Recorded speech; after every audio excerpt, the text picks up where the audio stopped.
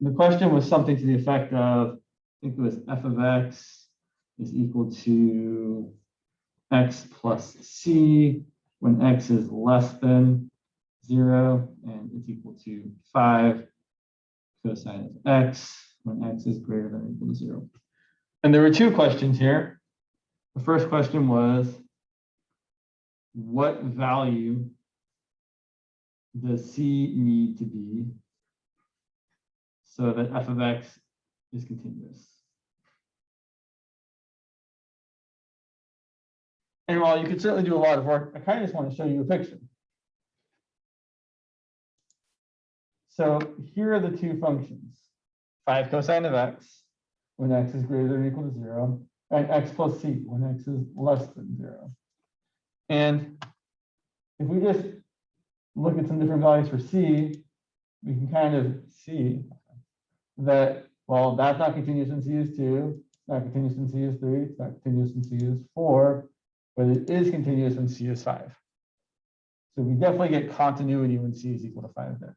Now, obviously, if you're doing this question on a test, you probably want to say something like, okay, well, to be continuous, we need I should say continuous at x equal to 0.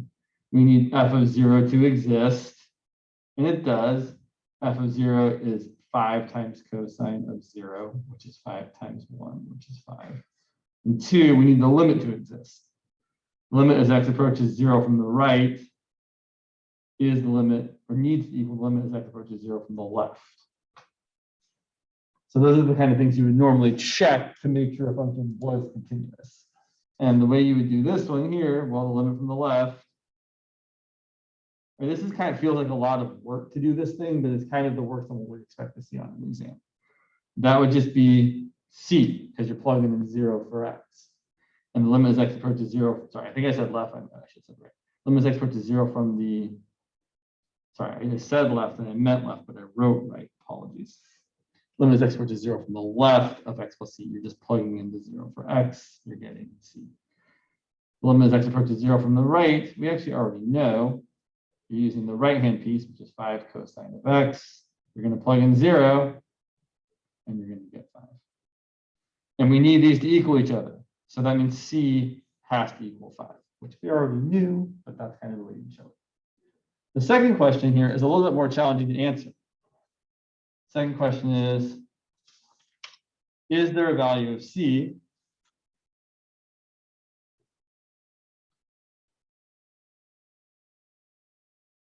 that makes f of x differentiable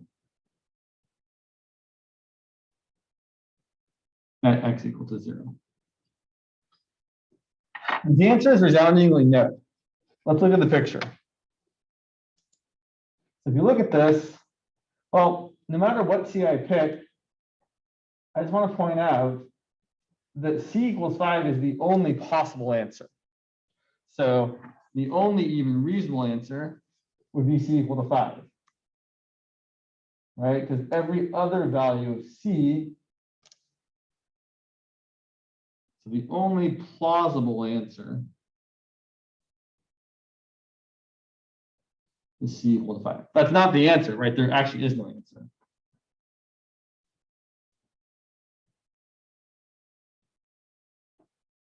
But the only reason c equals 5 is the only plausible answer is because for a function to be differentiable, it has to have been continuous. So c could only be 5 because f of x has to be continuous to have a shot at being differentiable.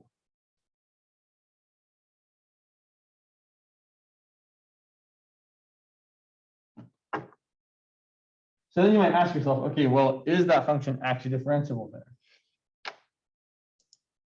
From the looks of it, no. By looking at this function, the derivative from the left seems to be some positive thing. The derivative from the right is negative and then getting closer and closer to 0. But right, there's a really abrupt change, right? It's not, or as I would like to say, the function isn't smooth. Right? It's kind of pointy or jagged there. It's got a cusp or a corner. So We can definitely see it there, but how would you actually show that the derivative doesn't exist at 0? Well, here's what I would probably do. Looking at that, I would say, well, okay, is it differentiable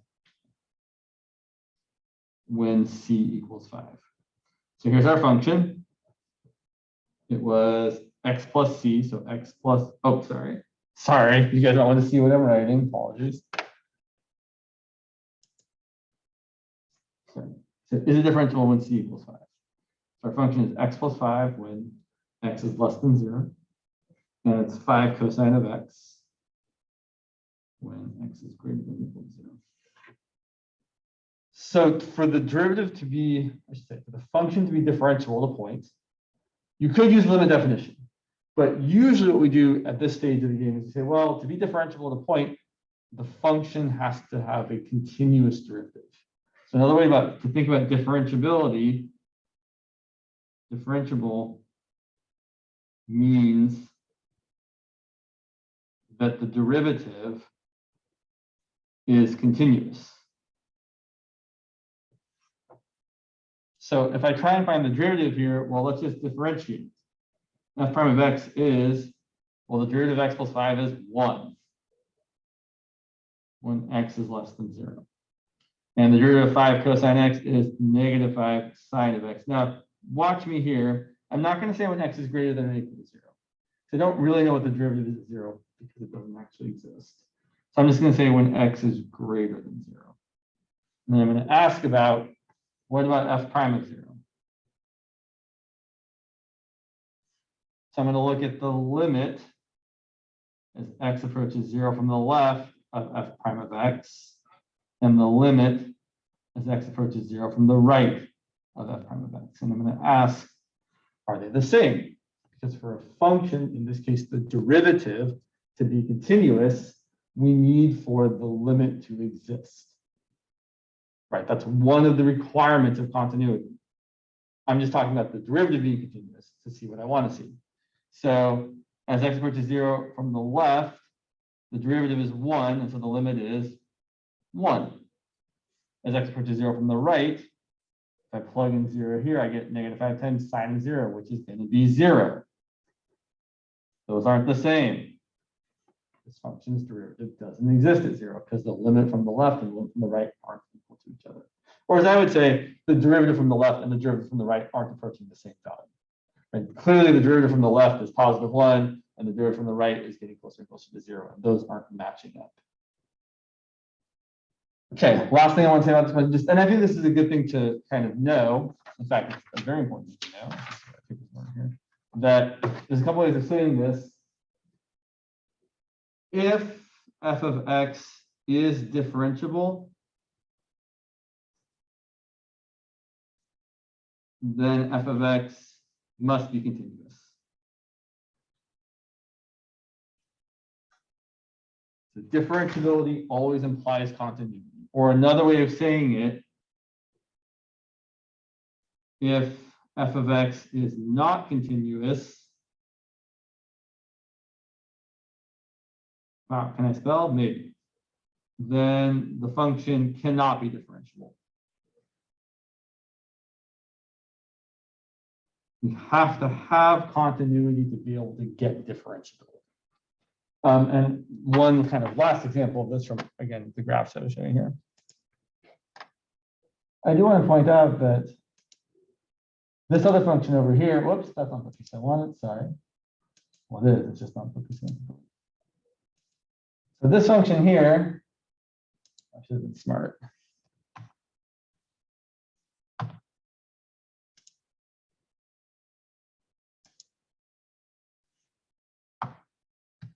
Sure. So if you look here, I just want to say that that function is differentiable at 0 because not only is it continuous, but the slope matches up, right? If you draw the tangent line there, in fact, why don't we just draw the tangent line there? Well, it's kind of silly to draw the tangent line because the tangent line is the line on the left, but okay. There's the tangent line there, right? It definitely works. So in this case, the function is continuous and the slope from the left and the slope from the right are matching up. They're both +1. So let me ask you guys a question. I mean, the answer is going to be obvious because what we said, but if we change this value here, is that function differentiable at 0? Well, are the slopes matching? Actually, that's a better question. Are the slopes matching? Is the slope from the left and the slope from the right the same? They are the same, right? The slope from the left is +1. The slope from the right is also +1. You can't see it. Sorry, you guys can't see me. I don't know if there's anything I can do about that. Anyway, I'm trying to show you, but like, okay, whatever. Okay, but is it differentiable? Definitely not. Right? This function couldn't be differentiable at 0 because the function isn't continuous, right? So we can't say it's differentiable there because it's not continuous. So I'm going to write that down as well because I think it's worthwhile. F of x equal to x plus 5 when x is less than 0, and 5 sine of x when x is greater than or equal to 0 is differentiable at x equal to 0. Whereas this other function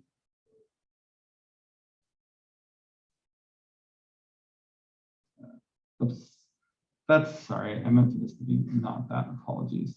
That should have been sine of x plus 5. This should be sine of x plus anything else. This is not differentiable at x equals 0 because it isn't continuous.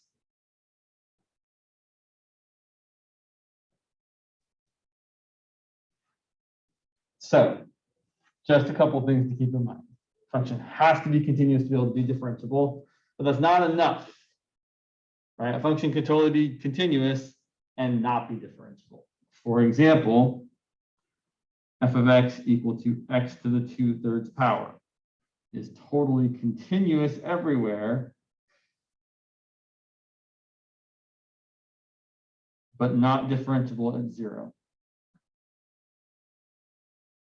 And it looks kind of like this.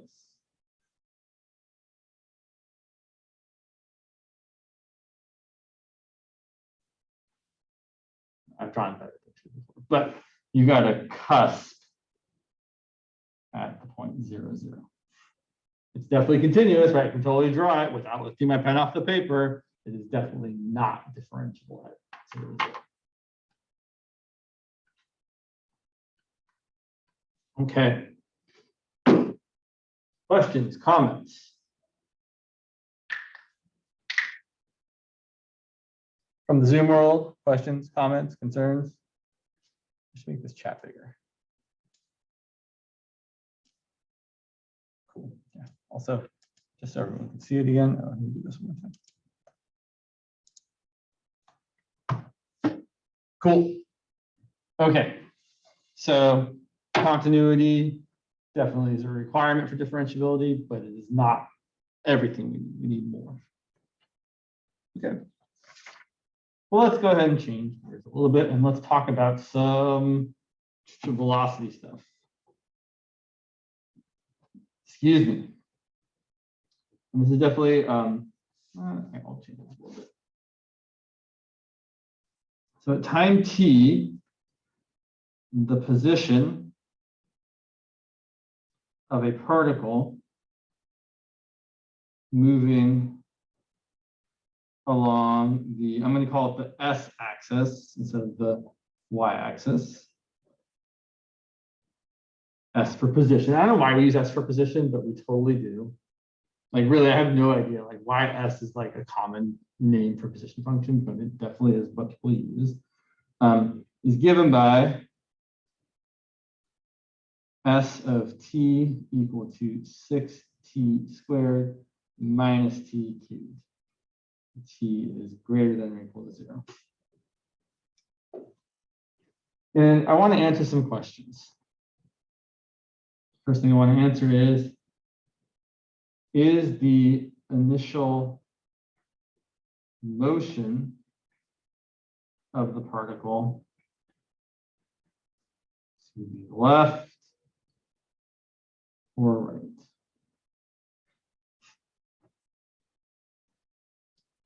So what do I mean a lot? Well, so kind of here's what I'm thinking about, right? I'm thinking about this being my s-axis. And thinking about, okay, when time equals 0, my position is 0. And when time equals 1, my position would be 6 minus 1, which is 5. Honestly, I find this a little confusing to think of it this way. I would probably actually do it this way. The problem is we're thinking about the s-axis in terms of left and right. So we're thinking left and right. We're thinking as left being negative, right being positive. If I was actually going to graph this, I would probably graph it in the following kind of usual way.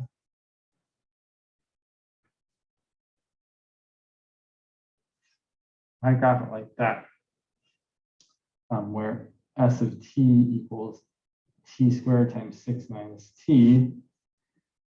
And it looks kind of like this.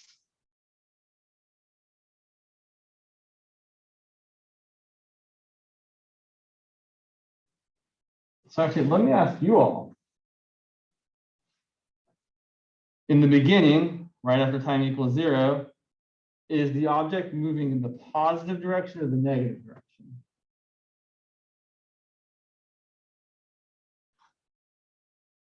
You can tell me on Zoom too.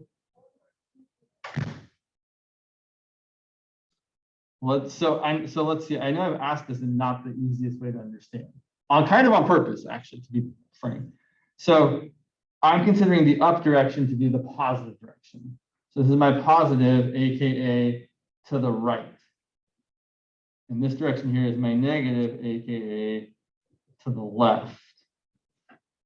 So as we move forward, the object definitely moves up, meaning to the right.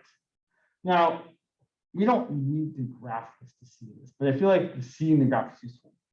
Probably what the problem intended for us to do is to say, okay, well, I can find the derivative. The derivative, s prime of t, is equal to 12t minus 3t squared. And I know that we're moving in the positive direction when the derivative is positive. And we're moving in the negative direction when the derivative is negative. So I want to know, when is this greater than 0? And when is this less than 0? So what I'm going to do, normally I would draw the entire t-axis here, but I know that I want to start at t equal to 0. I don't want any of this stuff to the left because we were told that t is greater than or equal to 0. And then I'm going to see, well, I can factor that. That's going to be a 3t times 4 minus t. So my derivative could be 0 when t is equal to 0, or when t is equal to 4. And then I can say, well, what's my derivative actually doing? Well, when t is between 0 and 4, the derivative is going to be, pick any number you like between 0 and 4. I'm going to pick 1. 3 times 1 is 3, 4 minus 1 is 3, 3 times 3 is positive. And when t is larger than 4, like 5, 3 times 5 is positive, times 4 minus 5 is negative, the whole thing's negative. So I know that between 0 and 4, so for time between 0 and 4, the derivative is positive, which means the position is increasing. And that's kind of a very important takeaway. Whenever the derivative is positive, the function itself is getting larger. And similarly, when t is greater than 4, the derivative is negative, meaning that the function itself is decreasing. In this particular example, since we're asking about left or right, I would say, oh, for this one, the motion, this means the motion is to the right. And this would mean that the motion is to the left.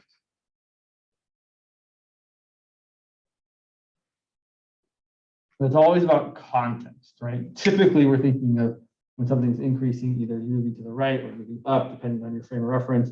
Something's decreasing and moving left or moving down.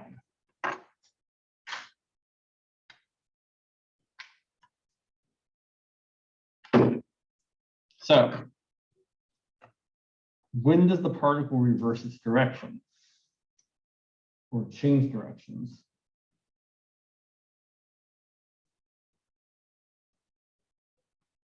I'm sure you all have a good guess. Let's see those guesses. So I remind you all on Zoom, nobody else can see your answers. I'm getting a few answers, but I'd like to get a few more. Yep, I'm seeing some good answers. All right. So when does the particle change directions? Well, yeah, you guys are right. The particle was moving to the right from time equals 0 to time equals 4, and then it was moving to the left from time equals 4 and onwards. So it changes directions exactly at time equals 4. Now, somebody said, and they're kind of not wrong, but they're not exactly right. Somebody else pointed out, well, James, what about time equals 0?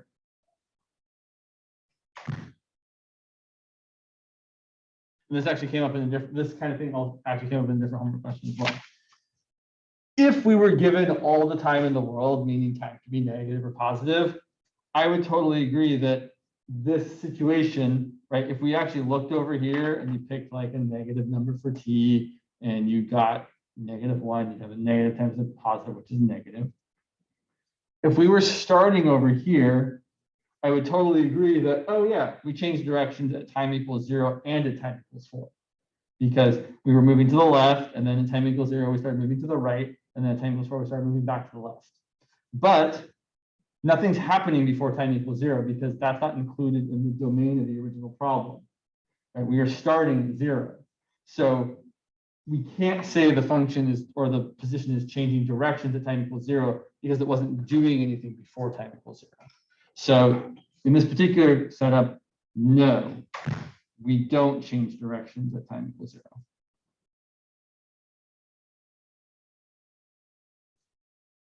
Because to be able to change directions at a point, you have to be doing something on either side of it. And we're not, right? We're not doing anything to the left of time equals 0. Okay, a couple more questions.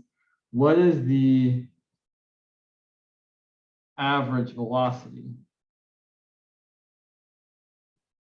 You can see that? You cannot see that.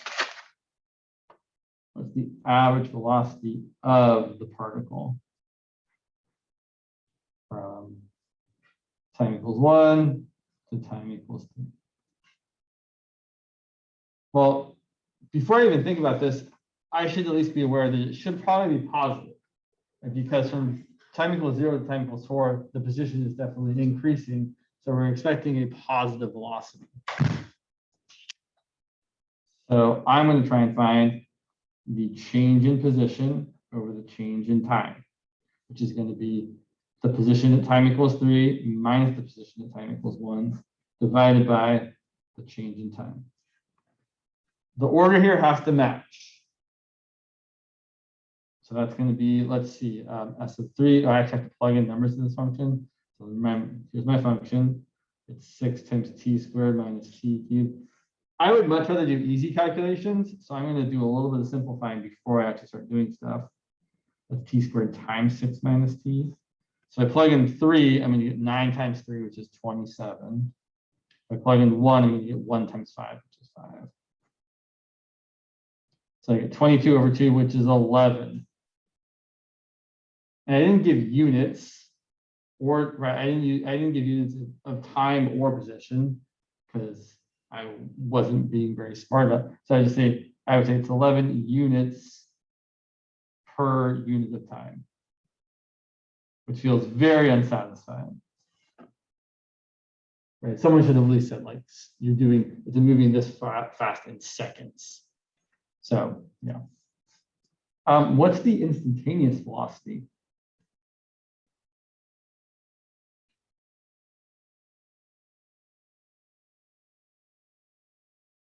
at time equals 2, 3, and 4. And we can ask a lot of questions this way because finding the instantaneous velocity is really straightforward. The instantaneous velocity is just the derivative, which we already found. S prime of t was 12t squared minus 12t minus 3t squared, which is just 3t times 4 minus t. And then we're just going to plug in the different values. So the instantaneous velocity at time equals 2 is going to be 3 times 2 times 4 minus 2, which is 6 times 2, which is 12 units per unit of time. If we plug in 3, we're going to get 3 times 4 minus 3, which is 9 units per unit of time. If we plug in 4, we're going to get 0, which shouldn't surprise us because we already knew that at time equals 4, we were changing directions. We're changing directions, so unless you're doing things very jaggedly, but we are not, right? This is definitely a continuous function. It's a smooth differentiable function, right? It's a polynomial differentiable everywhere. If you're doing things smoothly, to be able to change directions, you have to slow down and then go the other direction. So it's also worth noting that if you look at sometime after 4, sorry, you plug in 5, for example, you're going to get 3 times 5 times -1. That's going to be -15 units per unit of time. Meaning our velocity is now negative. We're going in the opposite direction. So if velocity is positive, you're traveling in one direction. If velocity is negative, you're traveling in the opposite direction.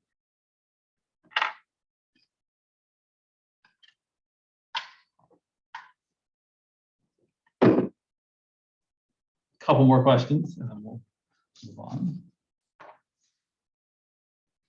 What is the particle's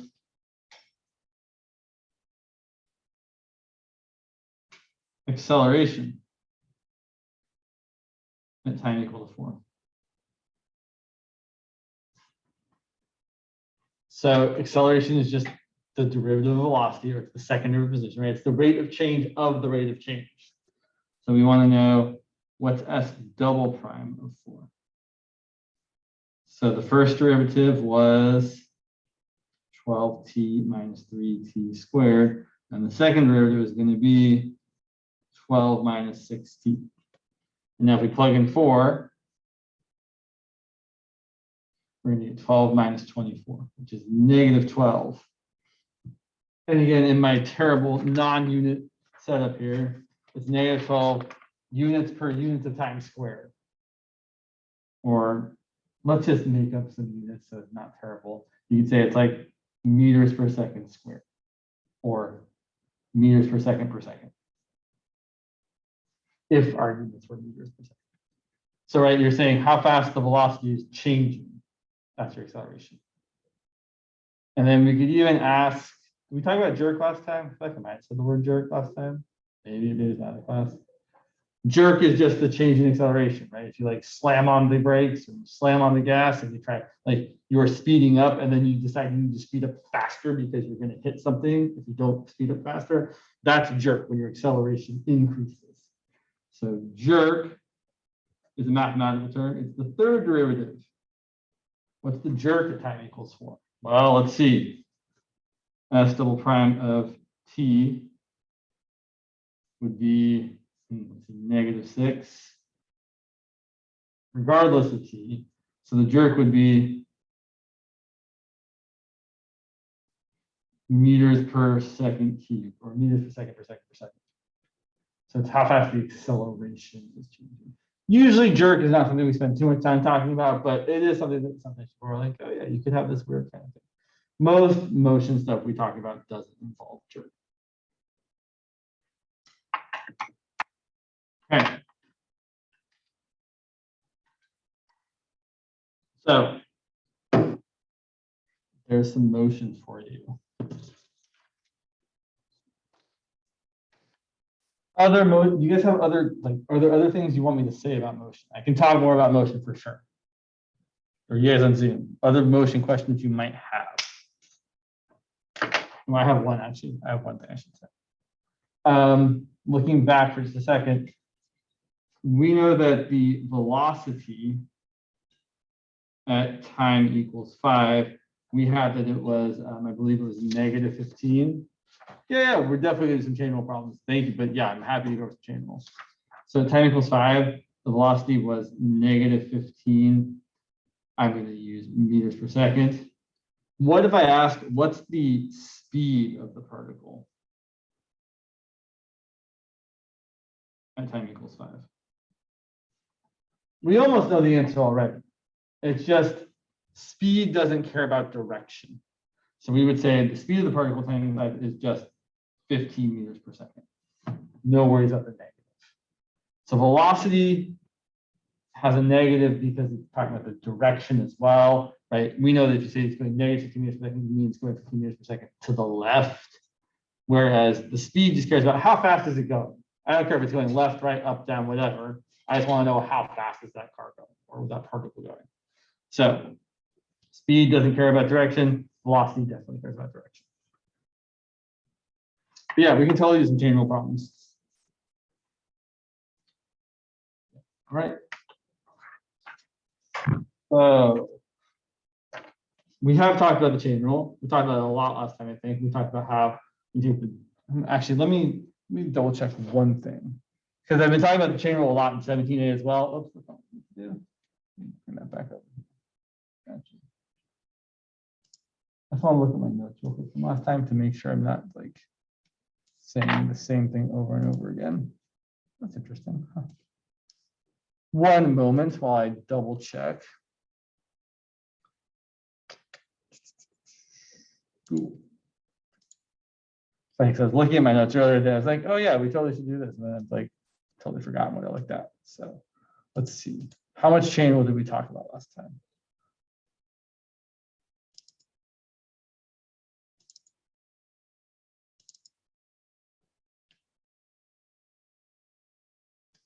Oh, we talked about a lot of chain rule. Okay, hurry up.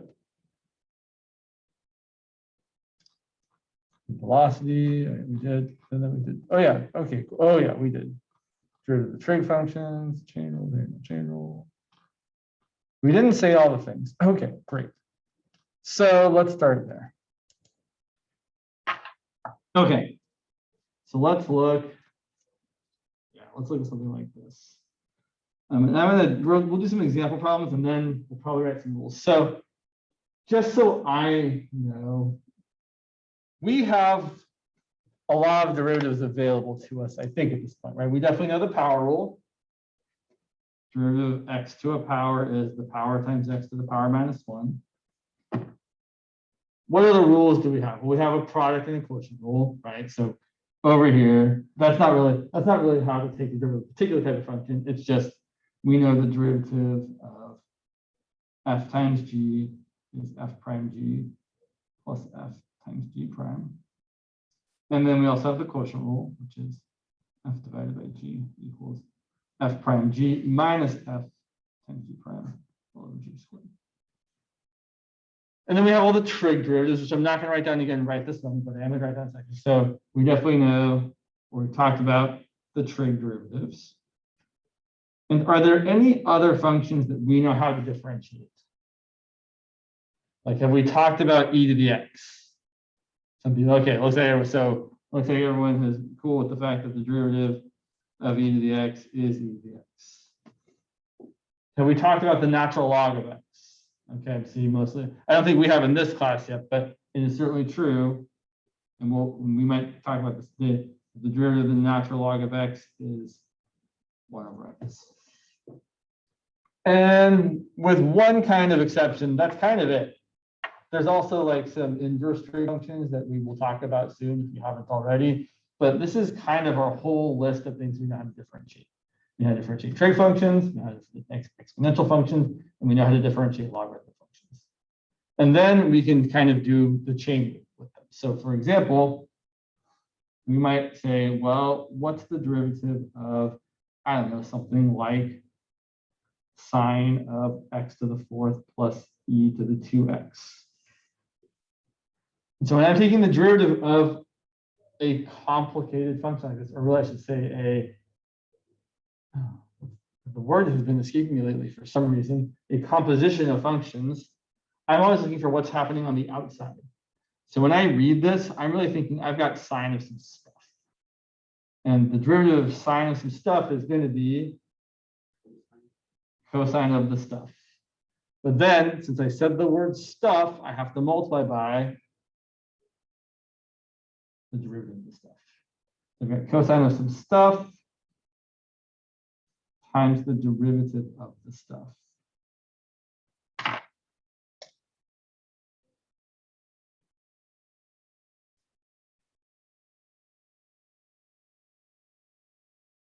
So whenever my stuff is complicated, I know I'm always going to have to multiply by its derivative.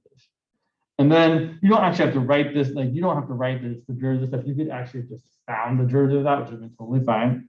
So we're going to get cosine of x to the fourth plus e to the 2x times the derivative of that. What's the derivative of x to the fourth? 4x cubed. What's the derivative of e to the 2x? Right, because we're using the chain rule again. If I'm looking at e to the 2x, I'm like, oh, that's e to the stuff. And the derivative of e to the stuff is e to the stuff times the derivative of the stuff. And yes, I would totally put the 2 in front of the e to the 2x, but I'm not writing this way to kind of really emphasize the fact that you do the outer derivative, then at the end you multiply by the derivative of the inner function. And they get more complicated. Let's look at something like for y equal to cotangent of cotangent to the fifth of x to the ninth plus 1. So now when we're differentiating something like this, our outermost function is being raised to the fifth power. So we have y equal to cotangent of x to the ninth plus 1 raised to the fifth power. When I differentiate that, again, I'm just thinking I've got some stuff to the fifth power. My derivative is going to be 5 times my stuff to the fourth. And then I have to multiply by the derivative of the stuff, which I kind of like to write out.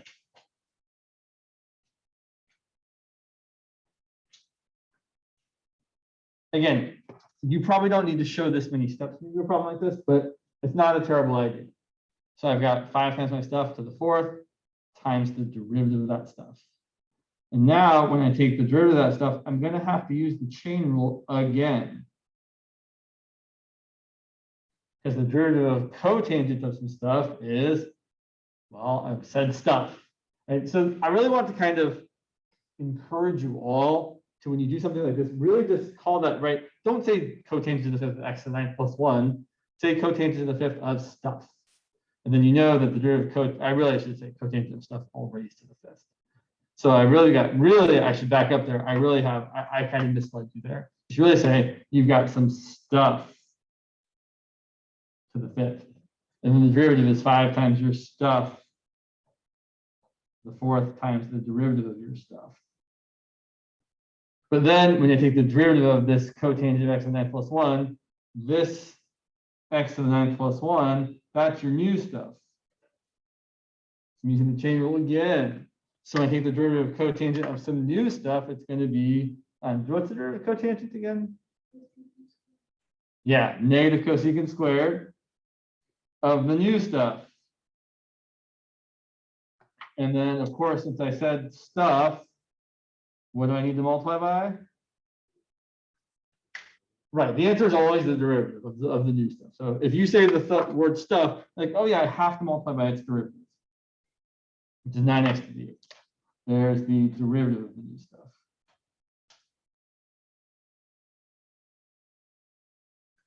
And you just keep on applying the chain rule over and over and over again. And it works even if you have to use other rules. For example, if we have something like cosecant of x over 1 plus sine of 3x, all raised to the 4th power, we can definitely differentiate that as well. So here I'm going to try not to write out every single step.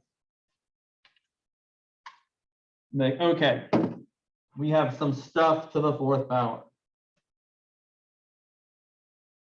The derivative is going to be 4 times your stuff to the 3rd. The stuff inside stays the same. But now what do I have to multiply by? You guys know it. I know you want to say it. The what? Exactly. We need to take the derivative of the stuff, which is going to require the quotient rule to take the derivative of the stuff. So, okay, it's going to be kind of a pain. It's going to be the bottom. Oh, of course, yes, always. Sorry about that. It's going to be the bottom times the derivative of the top. Now, be careful here. If you write it like that, it's kind of wrong. It's the entire denominator multiplied by the derivative. Oh, sorry. Well, first of all, it's kind of wrong because I didn't take the derivative of the top. Right, but it's the entire denominator multiplied by the derivative of the top, and the derivative of cosecant of x is negative cosecant of x times cotangent of x. Minus the top, cosecant of x, times the derivative of the bottom. The derivative of 1 is 0. The derivative of sine of 3x is cosine of 3x times what? Or I should say cosine of my stuff times the derivative of my stuff. And what's the derivative of my stuff here? Yeah, exactly. And then we have to divide by the denominator squared.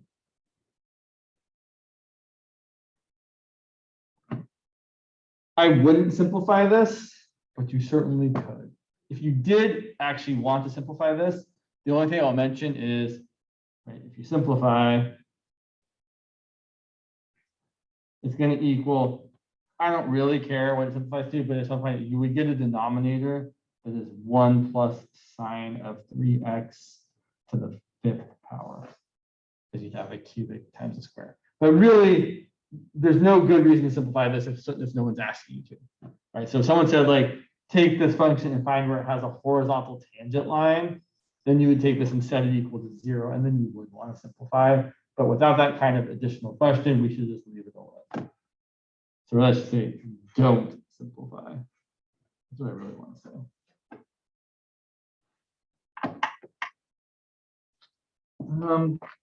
Yeah, so I think it's worth.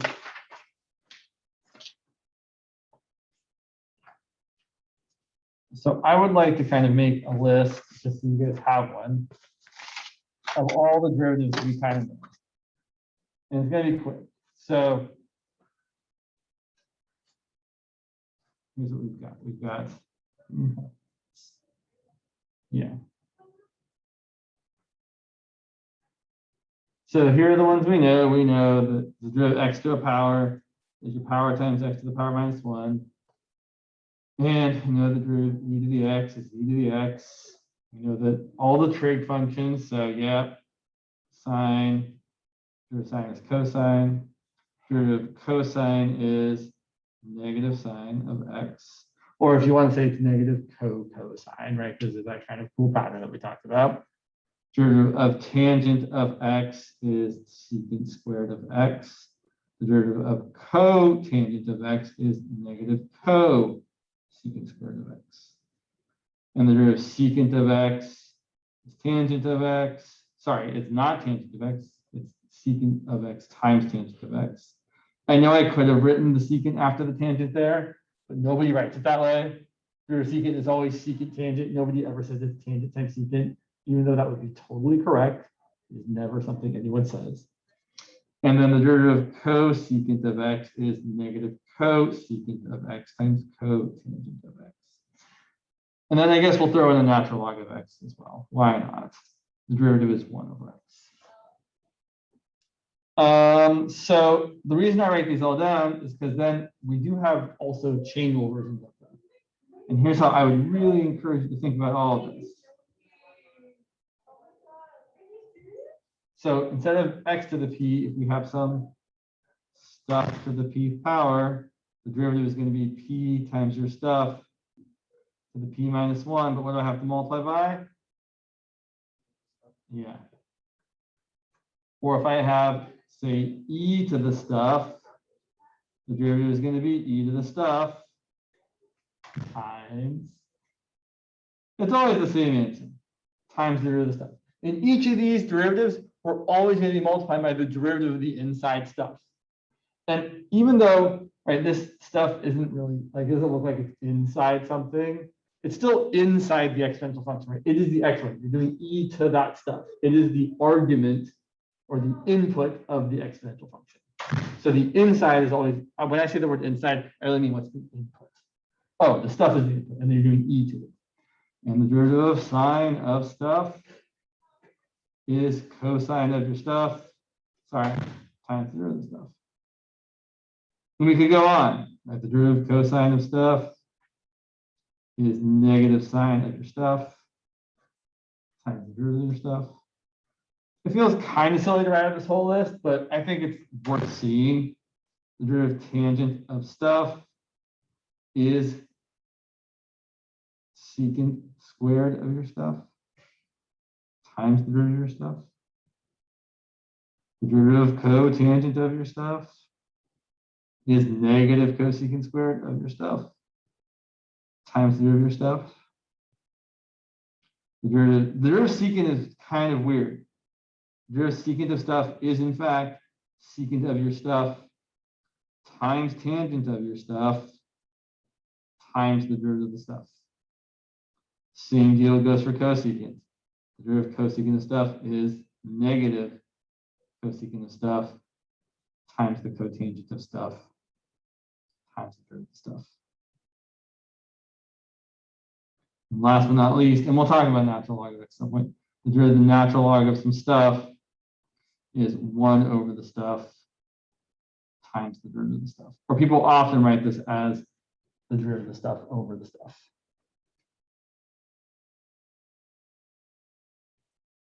So there's a fairly exhaustive list of kind of all the derivative rules we could ever need. Yeah, there's definitely, yes, we can, there's definitely a derivative of inverse trig function. That's kind of the only thing that's not on our list are the inverse trig functions. I mean, obviously you could combine these all together in very strange ways, but if you combine them, you really just need to know the other rules like quotient, product, and the chain rule. But for the kind of the basic functions, there's really only like 5 things left on our list. And really, well, the inverse trig functions, sure. So maybe we'll come back to this. So we have inverse trig functions like the inverse sine of x, or if you prefer the arc sine of x. I'm not going to fill this out, so I'm just kind of pointing out there's inverse sine, there's inverse cosine, there's inverse tangent, there's inverse cotangent, and yeah, there's inverse secant, and there's inverse cosecant. And we'll talk about those eventually. And then there's also a couple other special ones. There's also something like a to the x, which is really kind of just like e to the x. And there's also log base a of x, which is very much like the natural log of x. So those are kind of what's left on our list of derivatives, which we will get to. Sure. So let's do a little more chain rule, and then I guess we should probably talk about implicit, because you need implicit to talk about these other derivatives, really. Yeah. So sure, let's do just 1 or 2 more examples. So really, for the chain rule, your job is to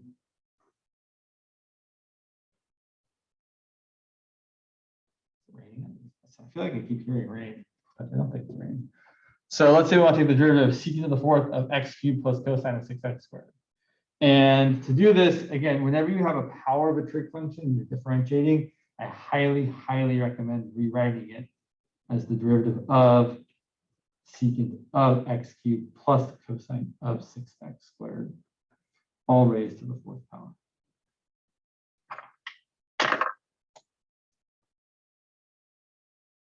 Now, we're going to differentiate. It's going to be kind of long. So we're going to get 4 times our stuff to the 3rd power. Probably going to need 2 lines for this.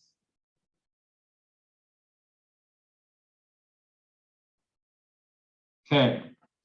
So I've got 4 times the stuff to the 3rd. Now I have to multiply by the derivative of my stuff. I do find it helpful, even if I'm not writing that step out, to underline what the stuff is. So I know that that's what I'm going to be differentiating in the next step. So what's the derivative secant of some new stuff? Well, the derivative secant of x is secant of x times tangent of x. The derivative secant of some new stuff is secant of the new stuff times tangent of the new stuff. Secant is kind of weird in that it's one of the only functions we have when we take the derivative, the stuff shows up twice. And most other functions, when you take the derivative, you just get the stuff one time, which is normal. Secant is kind of the exception. The derivative secant of some stuff is secant of the stuff times tangent of the same stuff. The stuff shows up twice, or I should say that stuff shows up twice. And now we have to multiply by the derivative of that new stuff, which I could underline both times, so you don't really need to. I mean, I guess both of those are the new stuff, right? New stuff.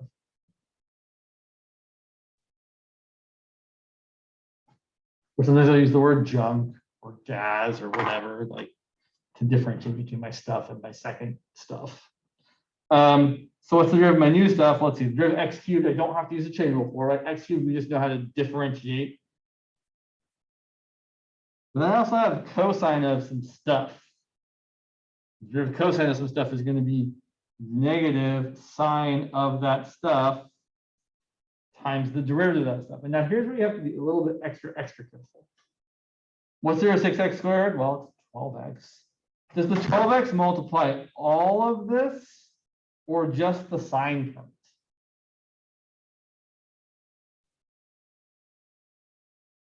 Should I put that parentheses there or there? Well, it's going to go there. And here's why.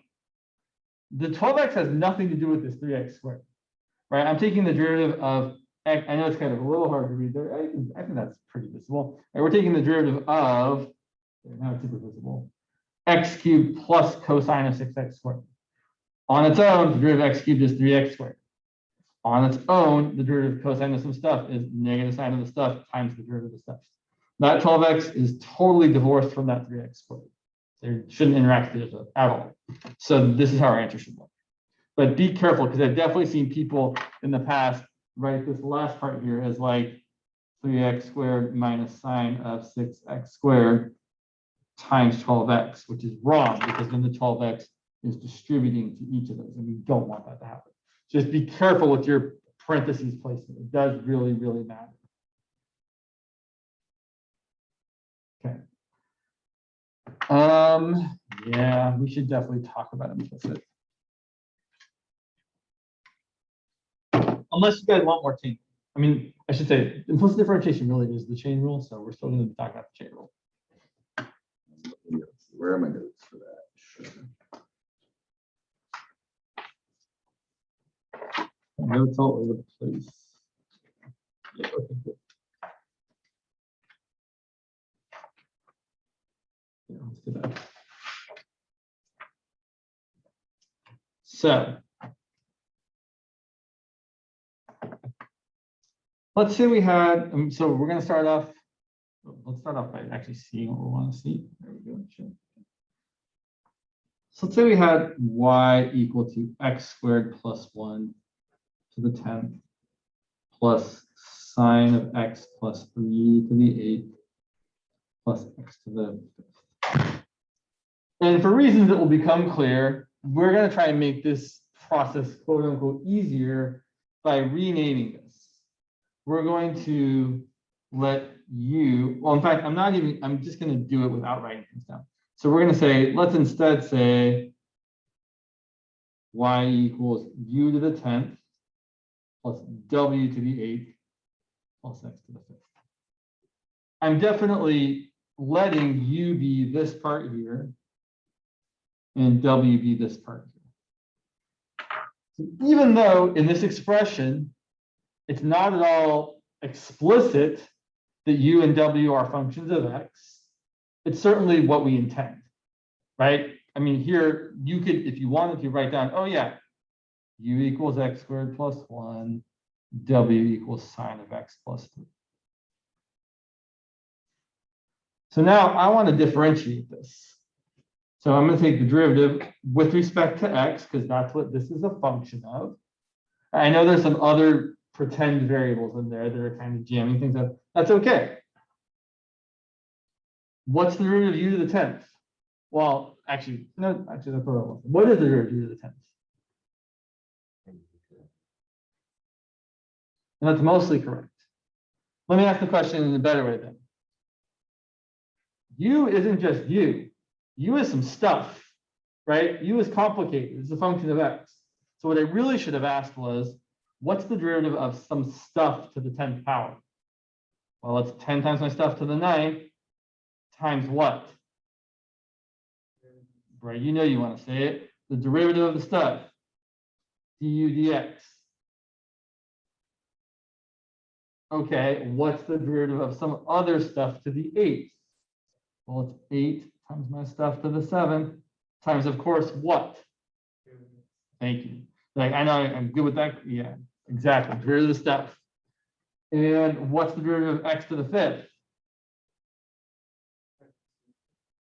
Times. What's the derivative of the stuff? 1. So I want to point out, you don't actually have to multiply by the derivative of the stuff here. But if you did, in this particular portion, the stuff is just x. And so the derivative of the stuff is just 1. Right? Because we're actually differentiating with respect to the variable x. So really, you could just totally ignore the chain rule for x and say, oh, the derivative is 5x to the 4th. But if you find yourself getting caught up in always saying the derivative stuff, just be like, oh yeah, the derivative stuff here is the derivative of x, which is just 1. Or you could even write dx dx. The dx dx is just 1. It's the derivative of x, which is 1. Okay. And then if you really wanted to, you could plug back in everything and say, okay, well, that's going to be u is x squared plus 1. So that's 10 times x squared plus 1 to the 9th times the derivative of u, which is going to be 2x, plus 8 times sine of x plus 3 to the 7th times the derivative of sine of x plus 3, which is cosine of x, plus sine of x to the 4th. So it really just is the chain rule. The idea, though, is going to be that we're not always going to be able to actually know what u is. Here, we totally like, oh yeah, u is x squared plus 1, or w is sine of x plus 3. But in other problems, it's just going to be like, well, we think this thing is a function of x, and we're going to treat it like one. We're going to treat it like some stuff. So at least in this section, moving forward, any variable that isn't x, we're going to make the implicit assumption, right? That's why it's called implicit differentiation, because it is implied, but it's not explicit, that anything that isn't x is a function of x, or really more generally depends on x. Because we're going to see things that actually aren't functions of x, but we're still going to kind of just say, oh, well, it's close enough. We're going to pretend like it's a function of x, and it's going to work out just fine. Let's look at some other examples. This is one of my favorite examples. So let's find the slope of x squared plus y squared equal to 25 at the point 3, -4. And of course, x squared plus y squared equal to 25 is not a function. It's a circle.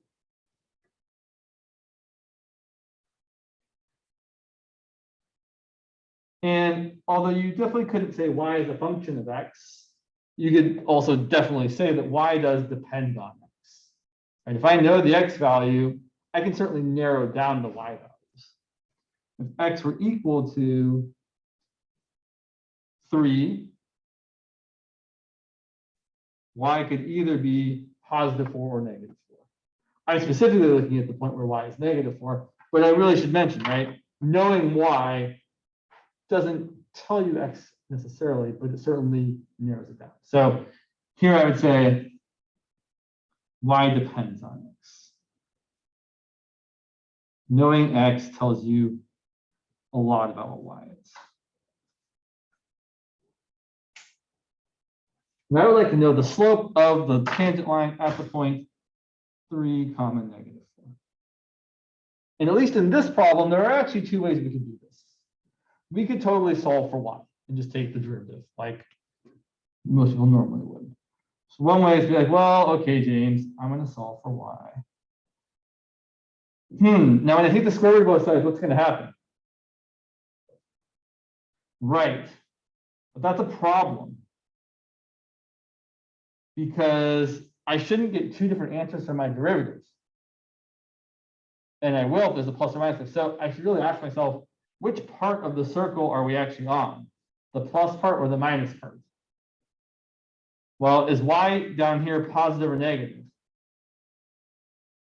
Definitely negative. So we're actually specifically using this part of the circle. So for at least this here, we are using y equal to negative. I'm going to write it as 25 minus x squared to the 1/2 power as opposed to the square root. And now let's differentiate that. dy dx. You can also use y prime. I like to use dy dx sometimes just because it looks fancier. There's other good reasons other than looking fancy.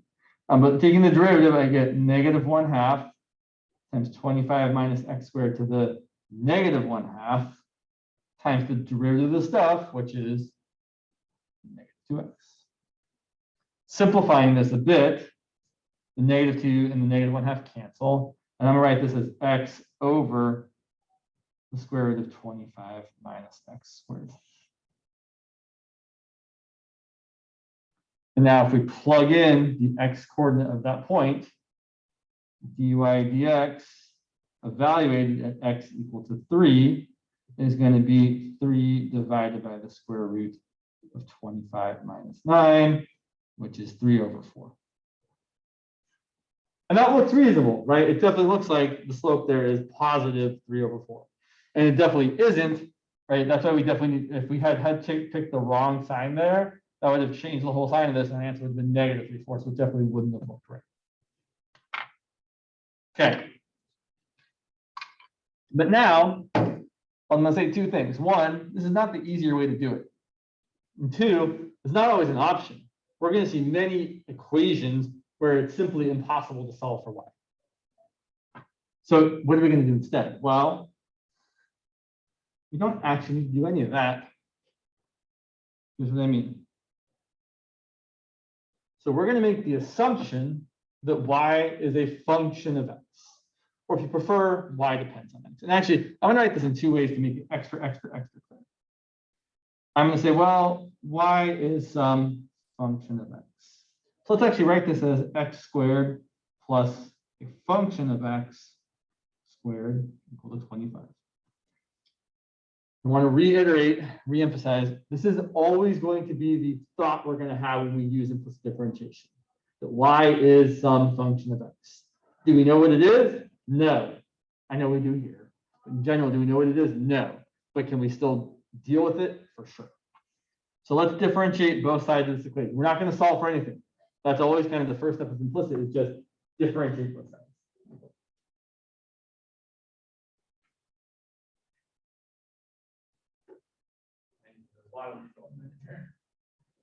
So what's the root of x squared? Okay, what's the root of some stuff squared? 2 times my stuff to the first times, and you guys know, it's the derivative of the stuff. What's the derivative of 25? Or if you didn't actually change y to f of x, you could still write the same thing. You can still say the derivative of this is going to be 2x plus 2 times my stuff times the derivative of my stuff equal to 0. That's always our first step when we're using implicit. Differentiate both sides and treat y like it's a function of x and use the chain rule. Right? This is just some stuff squared. Here's some stuff squared. Just 2 times your stuff to the first times the derivative of your stuff.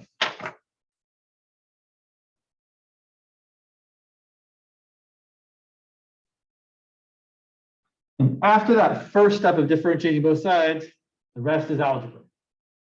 We're going to solve for the derivative, which is why it's nicer to write it this way, because solving for y prime feels less like gross, like you don't have to write as much stuff.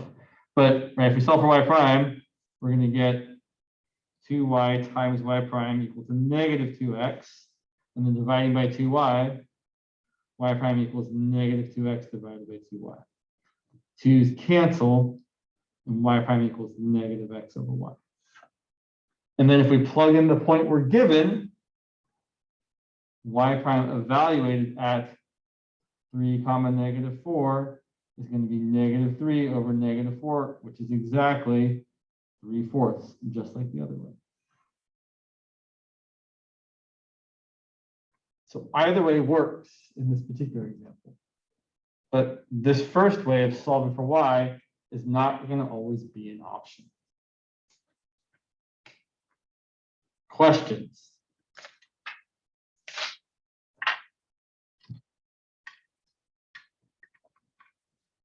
Okay, let's look at a classic example that's probably in your textbook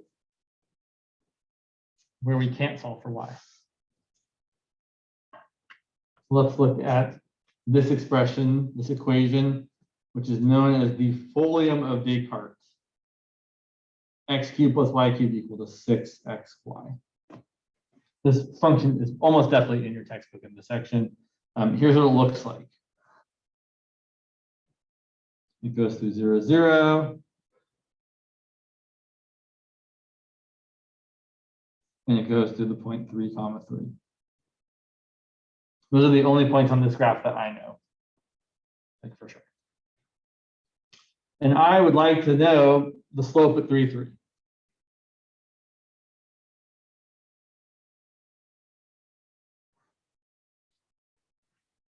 Well, to find the slope of a tangent line, I need the derivative. And again, even though it's not true that y is a function of x, we're just going to pretend like it is. So I'm going to say that y is a function of x. But what I'm really actually saying to myself is, y is the stuff. Right? If you're thinking chain rule, you're thinking, oh, y is some stuff. It's some function of x. It might be x squared plus sine. It might be x to the 7 plus cos, right? I don't know what y is, but I know that I have to treat it like it's a function of x. So when I differentiate it, I'm going to use the chain rule. Okay, so we're going to take our equation. X cubed plus y cubed equal to 6xy. And the first step, we're going to differentiate both sides.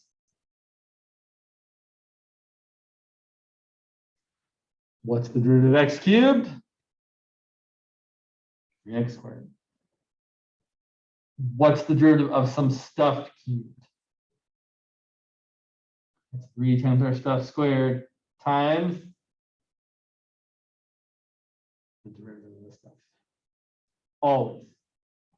Okay, on the other side, we have to differentiate 6xy. And if I were doing it, I mean, obviously we're going to use the product rule.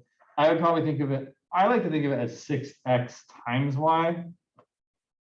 But you can also think of it as 6 times xy and leave the 6 out in front. I just kind of like to throw the constant along with the x. I feel like it makes it easier. So product rule, the derivative of 6x is 6. What do I need to multiply it by?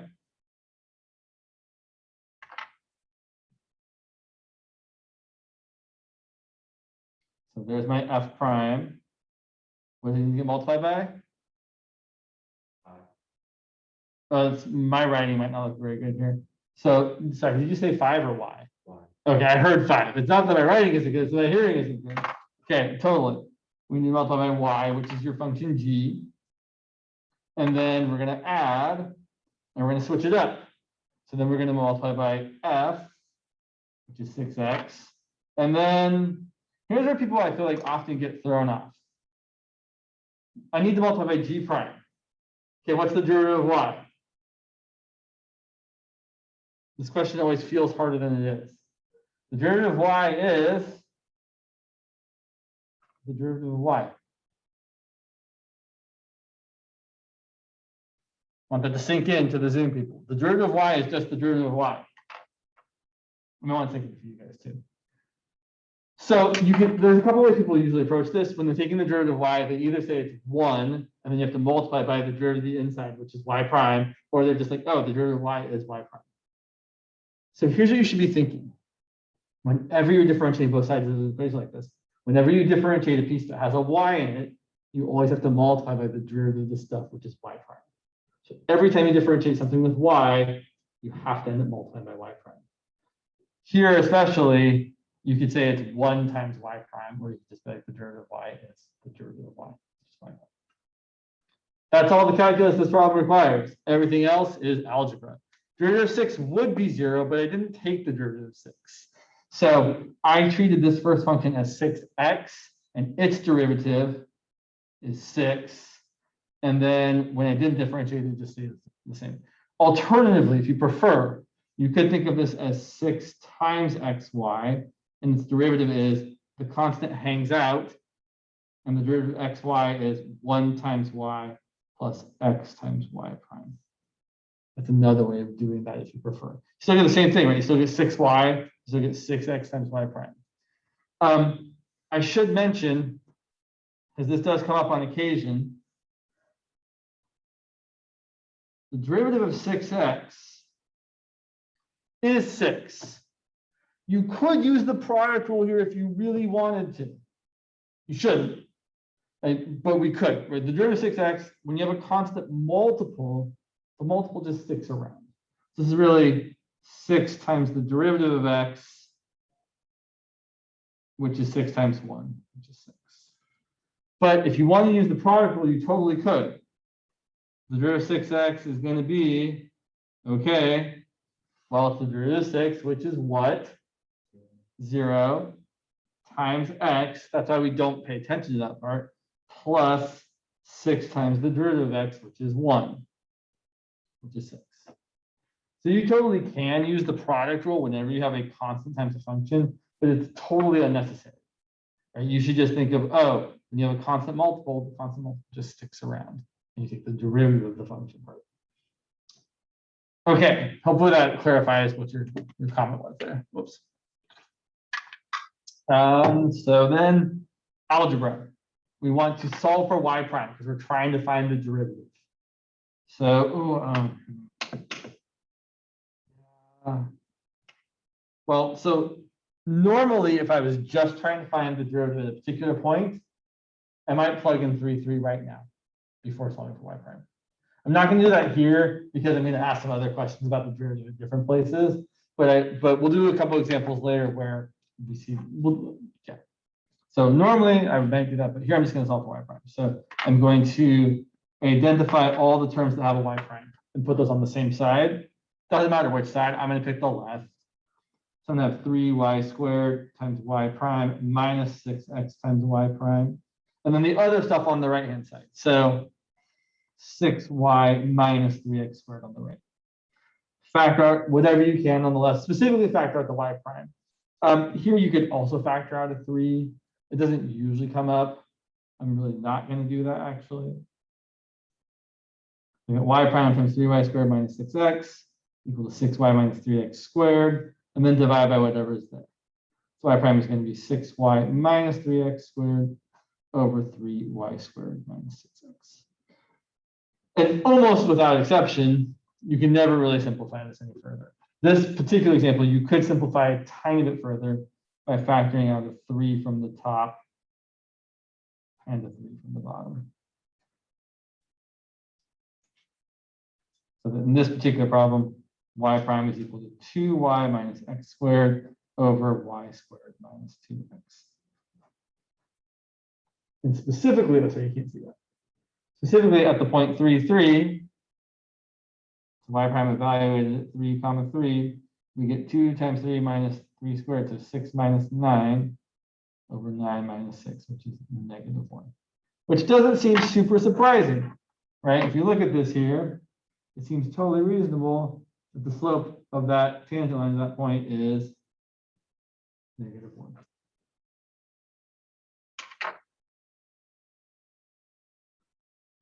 Okay. Let's ask another question. Let's ask a follow-up question. I want to know, what's the highest point on the loop? Is it 3, 3, or is there a point that looks like it's probably higher?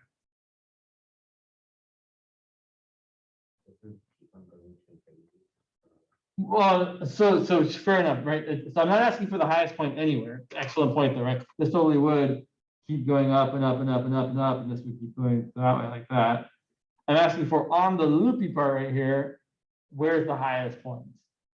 Well, it's definitely not there, because if you keep moving that way, right, the function is getting larger as you move that way. It looks like it's probably right about there. What could I do to try and find the highest point? Well, what has to be true about the derivative?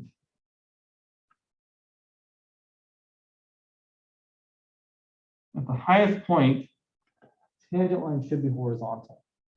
Because if it's anything other than horizontal, it means in one direction the function is getting larger, right? If the tangent line, looks like this, it means, well, if I move to the left, I'm still going up. Or if the tangent line, right, looks like that, it means as I move to the right, I'm still going up. So I'm going to try and find, exactly, thank you. I'm going to try and find where the derivative is equal to 0. Luckily, I've already got the derivative here, so I can just set it equal to 0. Now, you have to be a little extra careful with this particular expression, because my derivative is 2y minus x squared over y squared minus 2x. And I'm going to set that equal to 0. There is an answer that's not right. In fact, there's an answer that's very wrong. So if you set both x and y equal to 0, you actually get this to be undefined, because you get 0 on the top and 0 on the bottom. And we definitely know, looking at the picture, our point isn't 0, 0. I will point out 0, 0 is kind of extra complicated with this function, because there's two different slopes, right? At 0, 0, the slope of the tangent line this way is 0, and the slope of the tangent line this way is undefined. It's the vertical tangent. It's kind of funky, 0, 0. We're not going to really worry about it. So finding where the derivative is 0 is going to consist of finding where the numerator is 0 and the denominator is not. So we want 2y minus x squared to equal 0. Well, that's not super helpful, because there's a lot of points where that's true, right? I mean, literally, there's an infinite number of answers. But I know there's only one point on the graph. So I want to find this one point on the graph, but I know y equals x squared over 2. Oh, but it has to be on the graph, meaning this equation still has to be true. So what I'm going to do is I'm going to take y equals x squared over 2, and I'm actually going to plug it in for y. So I'm going to take x cubed plus y cubed plus 6, equals 6xy, and then we replace y with x squared over 2. Right, because we know y equals x squared over 2 makes the derivative 0, and we know that we still want to be on the equation where x cubed plus y cubed equals 6xy. I know it seems a little bit funky, but that's what we're doing. So let's see. Yeah, this is going to be kind of gross. So x cubed plus x squared over 2 cubed equal to 6 times x squared over 2. And I would definitely be bringing everything to the one side kind of person here. So I've got x cubed, x squared cubed is x to the 6, 2 cubed is 8. And instead of multiplying this out, I'm going to subtract it over. So I'm going to have minus 6x times x squared over 2 is going to be 3x cubed. And I'm going to make my life a little easier. Well, I'm going to do two things, actually. First of all, x cubed minus 3x cubed is negative 2x cubed. So x to the 6 over 8 minus 2x cubed equals 0. And I really want to multiply everything by 8. Yeah, I really do. So I'm going to have x to the 6th minus 16x cubed. And now what can I factor out? Right, there's only one good choice here. So I either get x equal to 0, which we know is not what we want, right? That's definitely not the point where it's the highest on the loop, or x equal to the cube root of 16. And that is the point that we actually want. Kind of neat. Well, I should say we're not actually quite done, right? Because that's not the whole point. That's the x coordinate of the point. So if x equals the cube root of 16, then we're going to take that and plug it back in here and say, oh, well, x equals the cube root of 16. Then y is going to equal 1/2 of the cube root of 16 squared. So the point is the cube root of 16, comma, 1/2 the cube root of 16 squared. Kind of a gross point, but perfectly fine. It seems not unreasonable, right? The cube root of 16 is definitely bigger than 2, definitely smaller than 3. And this point is certainly smaller than 3 for the x value and probably bigger than 2 for the x value. It looks like it's pretty close to 3. So yeah, it seems reasonable that that's what our answer is. Let's see, how much time have we got? Oh, not a lot. I'm trying to get through that stuff, but I feel like, yeah. Okay. Yeah, I feel like I owe you at least 2 more implicit examples before we start doing something else still with implicit. So typically the types of questions people like to ask with implicit are either something like this: find y prime, where the equation we're given is something maybe kind of gross like x to the 4th plus x cubed y to the 6th equal to tangent of x plus y squared. There's something we could be asked to find y prime for. And really, other than the first step of differentiating both sides, the rest is a lot of algebra. It's gross algebra, but it's just algebra. So first and foremost, differentiate. So I'm going to get 4x cubed. I'm going to use the product rule here and get 3x squared times y to the 6th plus x cubed times the derivative of some stuff to the 6th is 6 times my stuff to the 5th times the derivative of my stuff. Equal to the derivative tangent of x plus y is going to be secant squared of the stuff times the derivative of x plus y. The derivative of x is 1.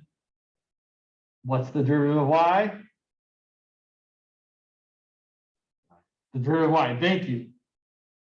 Right? The derivative of y is the derivative of y, which is y prime. And then finally, the derivative of y squared is, well, the derivative of stuff squared is 2 times your stuff to the 1st times the derivative of your stuff. This one does require a tiny little extra step because we want to solve for y prime. So there's my y prime, and there's my y prime. And there is a y prime here, but it's kind of stuck. And this y prime here is kind of attached. It would be really hard for me to bring all of this term, and this term to one side and then factor out a y prime because the y prime has a 1 added to it. So what I want to do before I try and do that is I actually want to distribute. So I'm going to distribute the secant squared of x plus y. I'm going to distribute that to the 1 plus y prime. So we're going to get 4x cubed plus 3x squared y to the 6th. I probably would rewrite this term as 6x cubed y to the 5th times y prime equal to secant squared of x plus y times 1 plus secant squared of x plus y times y prime plus 2y times y prime. And just so I think I said this before, but I want to make it really extra clear. Whenever you're taking like trig function of something times something else, that times something else is definitely not inside the trig function. Right? It's secant squared of x plus y, and then after the x secant squared of that, you're multiplying by y prime. And now we can definitely group all of the terms that have y prime on the same side. It doesn't matter which side you pick. You can pick the left, I can pick the right. Our answers might look slightly different, but they will be the same, assuming we've done the work correctly. It doesn't really matter. I'm still going to write the same number of terms, but I'm going to bring the y primes to the right. So I'm going to have 4x cubed plus 3x squared y to the 6th minus secant squared of x plus y, bringing all the not y prime terms to the left, equal to this plus this minus that. So secant squared of x plus y times y prime plus 2y y prime minus 6x cubed y to the 5th times y prime. And then there's two more steps which I would honestly really encourage you to hopefully do as one. We're going to factor out a y prime, and then we're going to be left with y prime times a bunch of garbage, and then we're going to divide both sides by that bunch of garbage. I'll still show it as two steps, but really, you could probably do it as one. Okay, y prime times secant squared of x plus y plus 2y minus 6x cubed y to the 5th. Still equal to the same stuff over here. And then finally, divide both sides by this. So y prime equals that same stuff, 4x cubed plus 3x squared y to the 6th minus secant squared of x plus y. Divided by all this stuff over here. Secant squared of x plus y plus 2y minus 6x cubed y to the 5th. We definitely cannot cancel anything out. For sure. I know there's a secant squared on the top and the bottom. There's a secant squared of x plus y on the top and the bottom. Those don't cancel. We can only cancel things out if we can factor them up from the top and cancel out something that's factored up from the bottom.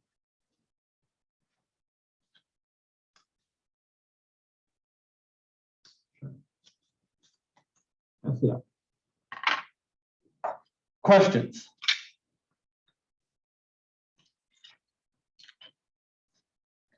Okay. Let me show you, not that we're completely done with this, but let me show you one more example, and then I do want to say a couple other things because there are a couple other things to say. So, let's say we have this. Let's say we have this equation, x squared plus y squared minus 4 cubed equal to 108y squared. And I want to find the derivative of this,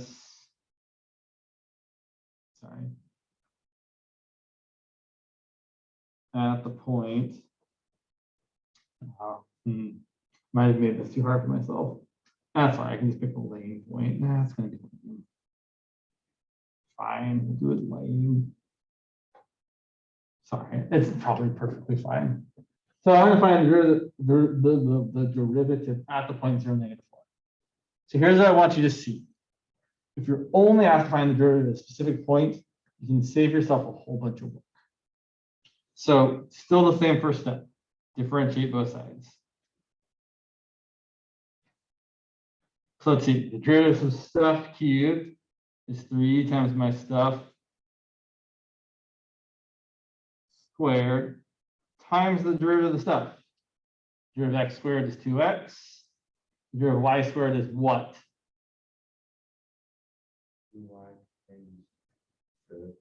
Right?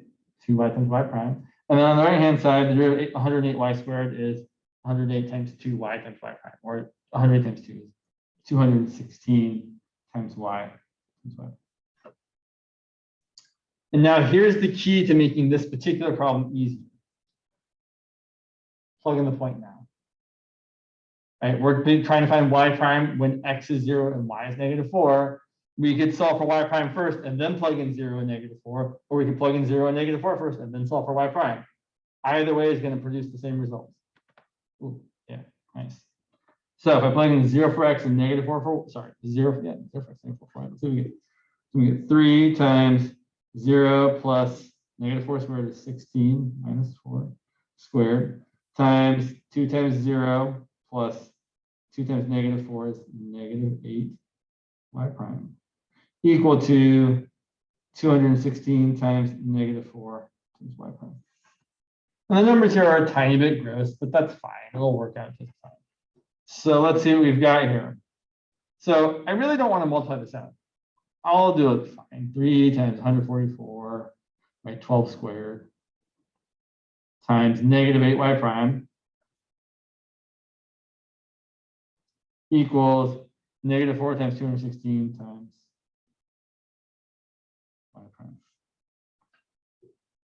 Now, this one maybe could have gone a little bit more smoothly, but the only way that these are ever going to equal each other is either the coefficients are the same, which they're definitely not.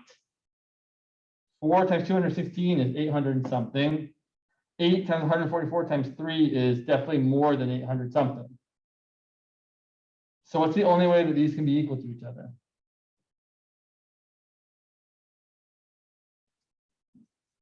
I'm going to make up some pretend numbers. Sure.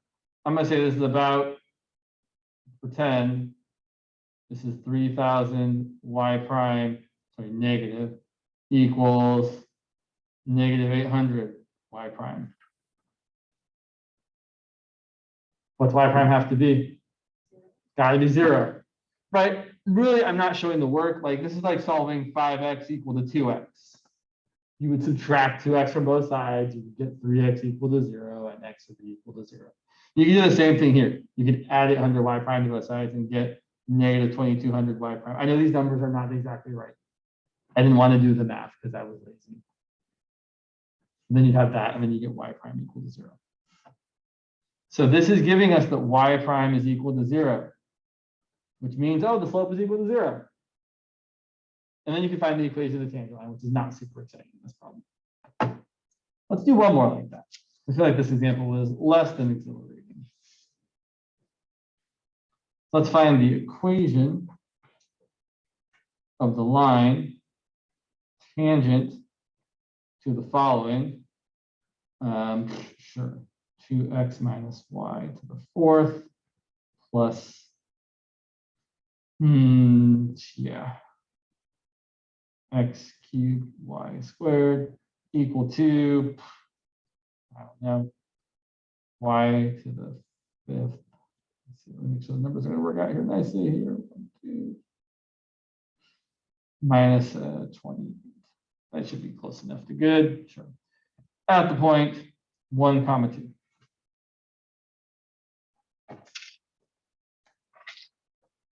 So we have a point, we need a slope. So we're going to find the slope in the same way we always do. We're going to take the derivative. So the derivative of this is going to be 4 times 2x minus y to the 3rd times the derivative of the inside, which is going to be 2 times 1 minus y prime, or just 2 minus y prime. Plus, okay, I use the product rule here. It's going to be 3x squared times 2y plus x cubed times 2y times y prime equal to the derivative of y to the 5th is 5 times my stuff to the 4th times the derivative of my stuff. And the derivative of 28 is 0. And now we can plug in our values for x and y. So x is 1, y is 2. And oh, look, this whole part here is going to be 0. I plug in x equal to 1 and y equal to 2. So this gives me a big old 0 because I've got 2 minus 2 plus 3 times 1 squared times 2 times 2. I didn't write the 1 squared because we know it was 1. And that's going to equal, oh, sorry, I did that. I need that part here still. Plus x cubed, which is 1 cubed, times 2 times 2 times y prime. And that's going to equal 5 times 2 to the 4th, which is 16 times y prime. So solving for y prime now is pretty easy. 3 times 2 times 2 is 12, plus 4y prime equals 5 times 16 is 80y prime. Subtract 4, 12 equals 76y prime.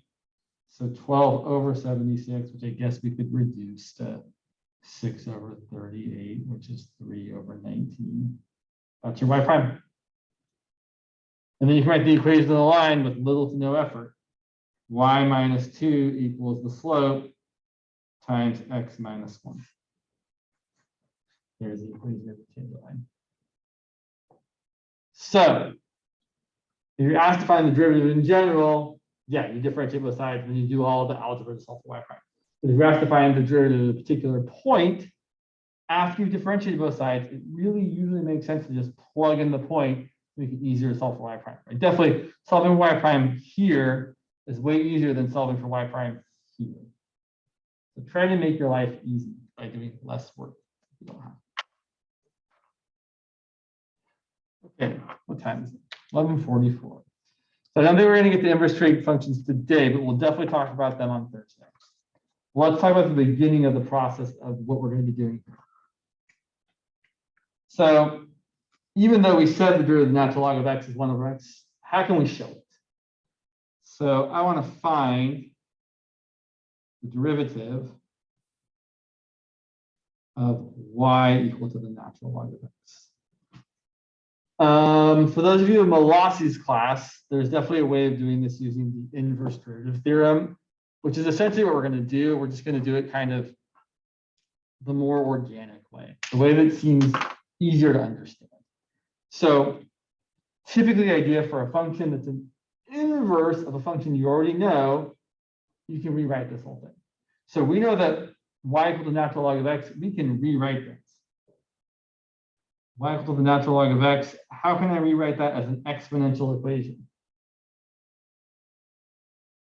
Well, it's going to be e to the y equal to what? Right, because you could just raise both sides to as far as v, right? To e to the y equals e to the natural log of x, and then e to the natural log of x is x. But more generally, I really do want you to know, like, right, what we're really doing is we're taking like log base 2 of 8 equals 3, and we're just rewriting it as 2 to the third equals 8. Log base e of x equals y, oh, e to the y equals x. But now, remembering that y is our stuff, right? Y is a function of x, y is the natural log of x. We're going to differentiate both sides. What's the derivative of e to the stuff?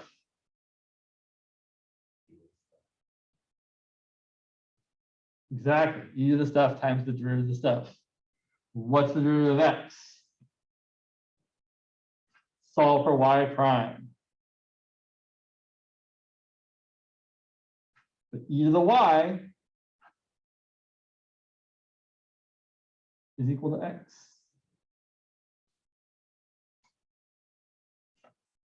So the derivative of the natural log of x is 1 over x.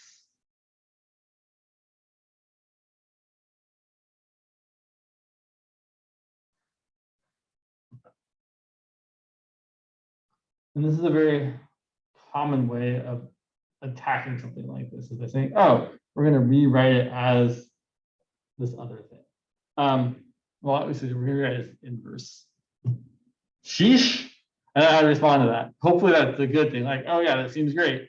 And not something else that's terrible. So that's how you can take the derivative of the natural log of x and get 1 over x. You could also use the limit definition, but that's a much more kind of complicated process. So often for like, and this is going to also be true for, we got time. So I'll just point out, we're going to come back to this, but I also point out, you can also do this for y equal to the inverse sine of x. The inverse sine of x, so y equals the inverse sine of x is equivalent to sine of y equal to x. Not exactly, because there's some range and domain issues, but for the most part, this is true. Really, I should point out, okay, y has to be between negative pi over 2 and pi over 2. That's actually right, the restriction here. But that's right. For example, I know that sine of pi over 3 is equal to root 3 over 2. And it's completely true that the arc sine or the inverse sine of root 3 over 2 is equal to pi over 3. So y equals inverse sine of x is the same as sine of y equals x. And now we're going to differentiate those signs. What's the derivative of sine of some stuff?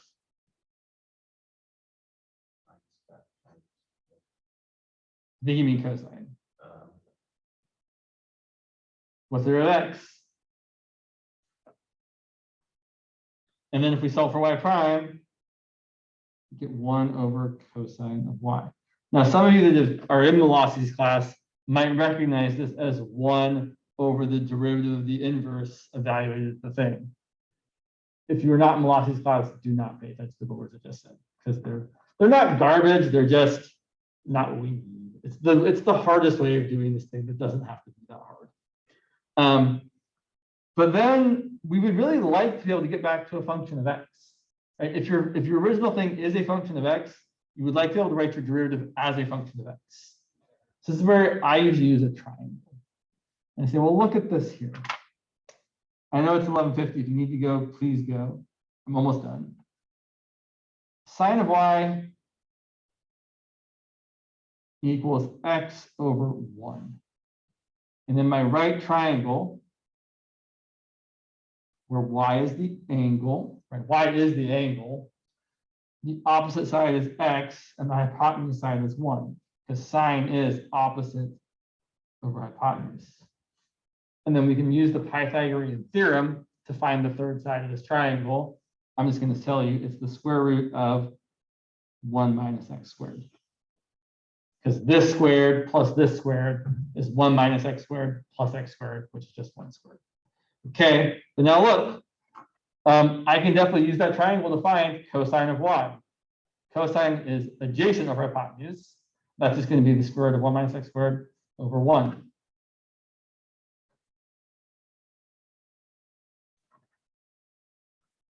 That's it.